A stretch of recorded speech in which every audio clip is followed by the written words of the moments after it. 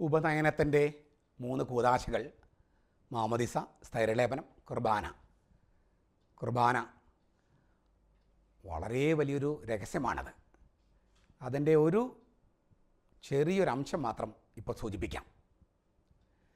യോഹന്നാൻ്റെ സുവിശേഷം 13-ാമത്തെ അധ്യായത്തിൽ 1-ാമത്തെ വാക്യത്തിൽ അവൻ തനിക്ക് സ്വന്തമായുള്ളവരെ അറിഞ്ഞു, അവൻ അവരെ സ്നേഹിച്ചു, അവസാനം വരെ സ്നേഹിച്ചു.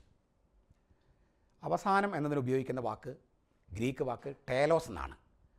അതിനർത്ഥം താൻ സ്നേഹിക്കുന്നവരുമായി ഒന്നാകാൻ ഏതറ്റം വരെയും അവൻ പോയി എന്നാണ്. താൻ സ്നേഹിക്കുന്നവരുമായി താതാത്മ്യപ്പെടാൻ, ഒന്നാകാൻ ഏതറ്റം വരെയും ദൈവം പോയി. അങ്ങനെ ഏതറ്റം വരെയും പോകുന്ന സ്നേഹത്തിൻ്റെ ഒരു പ്രകാശനമാണ് വിശുദ്ധ കുർബാന. എന്താണ് സംഭവിക്കുന്നത്? ദൈവം മനുഷ്യനായി. ആ മനുഷ്യനായ ദൈവം മനുഷ്യർക്ക് ഏറ്റവും അത്യാവശ്യമായിരിക്കുന്ന ആഹാരമായി, അപ്പമായി, മനുഷ്യരുമായി ഒന്നായി. അപ്പോൾ ദൈവം നമ്മിലേക്ക് വരികയാണ്, നമ്മളുമായി ഒന്നാവുകയാണ്. പരിശുദ്ധ കന്യകാമറിയത്തിൻ്റെ ഉദരത്തിൽ ദൈവം മനുഷ്യനായി കിടന്നതുപോലെ നമ്മുടെ ഉള്ളിൽ ദൈവം മനുഷ്യനായി കിടക്കുകയാണ്. കത്തോലിക്ക പള്ളികളിൽ യേശു കുർബാനയായി സൂക്ഷിക്കപ്പെടുന്ന സക്രാരിയുണ്ട്, ടാബർനാക്കിൾ. ആ കർത്താവ്, ആ യേശു, ദൈവം മനുഷ്യനായ യേശു നമ്മിൽ വന്ന് നമ്മെ ജീവിക്കുന്ന സക്രാരിയാക്കുകയാണ്. എന്തിനു വേണ്ടി?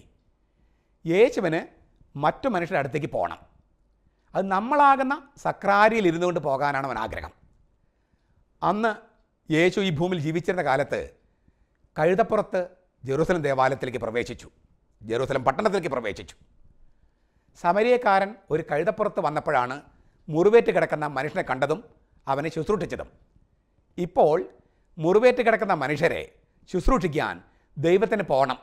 അവന് പോകാനുള്ള ഒരു കഴുതയായി, ജീവിക്കുന്ന സക്രാരിയായി, സഞ്ചരിക്കുന്ന സക്രാരിയായി നമ്മൾ മാറണമെന്നാണ് യേശു, ദൈവം ആഗ്രഹിക്കുന്നത്.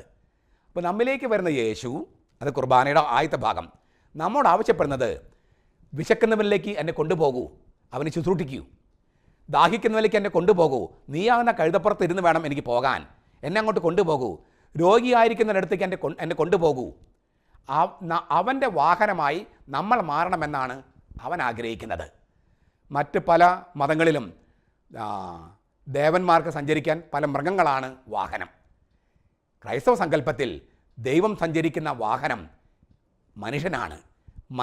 മനുഷ്യനെ ശുശ്രൂഷിക്കാൻ പോകുമ്പോൾ ദൈവമാണ് അവന് ശുശ്രൂഷിക്കുന്നത്. നമ്മുടെ ശുശ്രൂഷകനാകാനാണ് ദൈവത്തിന് മോഹം.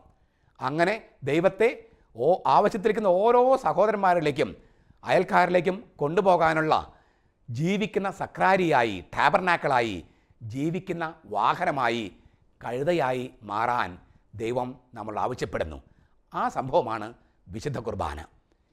ഇങ്ങനെ ഈ 3 കൂദാശകൾ, മാമോദിസ, സ്ഥൈര്യലേപനം, കുർബാന, ഇത് 3ഉം സ്വീകരിക്കുമ്പോൾ ഒരാൾ യേശുവിലേക്ക് ഉൾച്ചേർക്കപ്പെടുകയും യേശുവിൻ്റെ സഭ രക്ഷയുടെ കാണപ്പെടുന്ന അടയാളമായിട്ടാണ് സഭയെ യേശു വിഭാവന ചെയ്തത്.